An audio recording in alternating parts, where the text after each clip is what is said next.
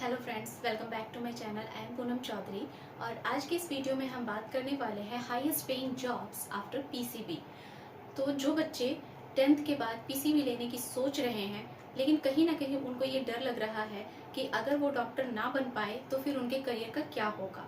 तो आइए आज इस वीडियो में हम बात करते हैं कि पीसीबी लेने के बाद कौन कौन से ऐसे highest paying job opportunities present हैं जिससे कि आपका करियर बिल्कुल भी खराब नहीं होगा। तो इस पूरे वीडियो को देखिएगा, मुझे यकीन है कि इससे आपको बहुत ही ज़्यादा फायदा होगा। ओके, तो आइए बात करते हैं वाई पीसीबी। सबसे पहले तो ये बात करते हैं कि वाई पीसीबी। पीसीबी वाई, आप कोई भी सब्जेक्ट ले सकते हो, बट अगर आप पीसीबी ले रहे हो दैट्स मीन्स कि आपको बायोलॉजी में इंटरेस्ट है। अगर आप बिल्कुल भी पैशनेट हैं बायोलॉजी को पढ़ने में तो ही आप पीसीबी ले। किसी के प्रेशर में आकर या फिर किसी को देख कर कि उसने पीसीबी लिया है और वो डॉक्टर बनेगा तो मैं भी ये ले लेता हूँ या ले लेती हूँ, ऐसा बिल्कुल भी ना करें। अगर आपको इसमें इंटरेस्ट है तो ही ले, अदरवाइज कोई दूसरे ऑप्शन को सिलेक्ट करें। ओके, नेक्स्ट अब बात करते हैं वो कौन कौन से जॉब अपॉर्चुनिटीज़ है जो आपको हाईएस्ट पे ऑफर करते हैं और जो कि बहुत ही रिस्पेक्टेबल जॉब है। तो आफ्टर पीसीबी सबसे पहले जो करियर ऑप्शन चुनते हैं बच्चे वो तो होता है डॉक्टर।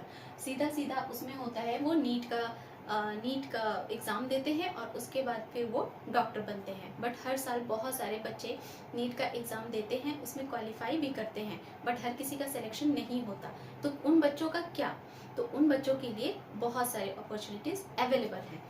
तो अगर आप डॉक्टर ना बन पाए तो उनके लिए नर्सेज के जो है अपॉर्चुनिटीज़ अवेलेबल है। नर्सेज के जॉब्स भी बहुत अच्छे होते हैं। नर्सेज बहुत तरह की होती है, बीएससी नर्सिंग होती हैं, प्राइवेट नर्सेज होते हैं। तो ये जॉब अपॉर्चुनिटीज़ भी बहुत अच्छा है और हाईएस्ट पेइंग लेवल का जॉब है। अगर उसके बाद नेक्स्ट है आपके पास लैब टेक्नीशियन। लैब टेक्नीशियन में आप जो देखते हैं जो रेडियोलॉजिस्ट होते हैं, सीटी स्कैन वाले होते हैं, यूएसजी वाले होते हैं, एक्सरे डिपार्टमेंट में होते हैं, ये सारे टेक्नीशियंस होते हैं। तो आप पीसीबी के साथ 12th के बाद ये सारे कोर्सेज करके हाईएस्ट पेइंग जॉब ले सकते हैं। उसके बाद है मेडिकल साइंटिस्ट। मेडिकल साइंटिस्ट वो होते हैं जो नए नए डिजीज़ पर रिसर्च करते हैं। बहुत सारे तरह के डिजीज़ होते हैं, वो डिजीज़ पर रिसर्च करते हैं और उनके ट्रीटमेंट पर रिसर्च करते हैं। ये भी बहुत ही ज़्यादा हाईएस्ट पेइंग जॉब है। अगर आप गवर्नमेंट सेक्टर में जाते हैं तो फिर तो इसमें आपकी लाइफ सेट है। उसके बाद है बायोटेक रिसर्चर्स। बायोटेक रिसर्चर्स में होते हैं जो कि ड्रग्स पर वर्क करते हैं।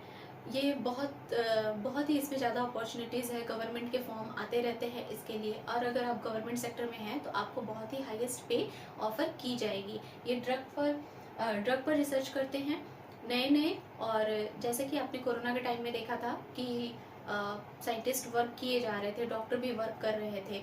तो साइंटिस्ट ने क्या किया, उस पर रिसर्च किया और उसके बाद वैक्सीन बनाया हमारा।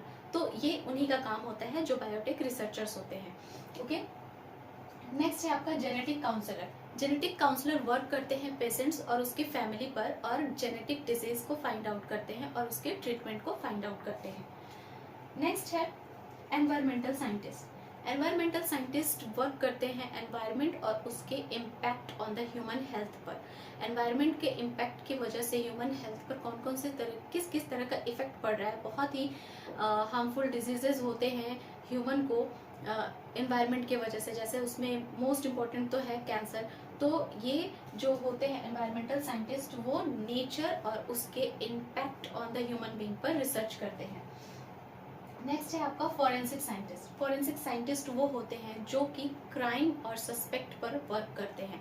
कोई भी क्राइम सीन होता है और हमें पता नहीं होता कि मर्डरर कौन है, तो फिर ये साइंटिस्ट उस पर रिसर्च करते हैं, उसके सैंपल्स को लेते हैं, ब्लड के और हेयर के, नेल्स के, किसी भी चीज़ के सैंपल्स को लेते हैं और फिर उसके डीएनए को मैच करते हैं जो भी पर्सन सस्पेक्टेड होता है।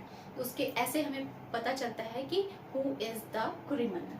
तो ये जो होते हैं फॉरेंसिक साइंटिस्ट, ये भी लैब में काम करते हैं और गवर्नमेंट इन्हें बहुत ही हाई लेवल के पे स्केल ऑफर करती है। नेक्स्ट है आपका फार्मास्यूटिकल्स। फार्मास्यूटिकल सिंपल सा, अगर आप डॉक्टर नहीं बनते हो तो आप फार्मास्यूटिकल्स में जा सकते हो, फार्मासिस्ट बन सकते हो। इसके बाद आप या तो गवर्नमेंट सेक्टर में जॉब करो, किसी प्राइवेट सेक्टर में जॉब करो, या फिर आप अपना खुद का क्लिनिक खोलो मेडिकल शॉप खोलो और इसमें बहुत ही ज़्यादा हाई लेवल का पे ऑफर किया जाता है। नेक्स्ट है आपका science writer. Science writer work करते हैं साइंटिस्ट के साथ, उनके रिसर्च की इंफॉर्मेशन को कलेक्ट करते हैं और फिर वो वाइड रेंज के पब्लिक तक उनके साइंटिस्ट के रिसर्च को पहुंचाते हैं through the magazines, newspaper, journals. तो ये वो होते हैं जो कि साइंटिस्ट के रिसर्च के इंफॉर्मेशन को कलेक्ट करके उनको बुक्स के थ्रू, मैगजीन्स के थ्रू उस पर राइट करते हैं उनके आर्टिकल्स को। ओके, तो ये तो कुछ ऐसे जॉब्स थे। हाँ, एक रह गया, ये है माइक्रोबायोलॉजिस्ट का। ओके, तो माइक्रोबायोलॉजिस्ट जो होते हैं वो माइक्रोब्स पर रिसर्च करते हैं। ओके, ये जितने भी माइक्रो ऑर्गेनिजम्स होते हैं, बैक्टीरिया, फंजाई, वायरसेस, उन पर रिसर्च करते हैं और ये भी बहुत ही ज़्यादा हाईएस्ट पेइंग जॉब होता है। इसके थ्रू आप स्पेस साइंटिस्ट भी बन सकते हो और मतलब ये बहुत ही ज़्यादा एक रिस्पेक्टेबल जॉब है और हाईएस्ट पेइंग लेवल का जॉब है। अगर आप चाहते हो कि इन सब में से किसी के बारे में भी डिटेल वीडियो मैं आप लोगों के साथ लेकर आऊँ तो प्लीज़ कमेंट सेक्शन में आप अपने ओपिनियंस को लिखिएगा। आई होप कि आपको इससे बहुत ही ज़्यादा जानकारी प्राप्त हुई होगी। तो थैंक यू, मिलते हैं नेक्स्ट वीडियो में, तब तक के लिए बाय बाय।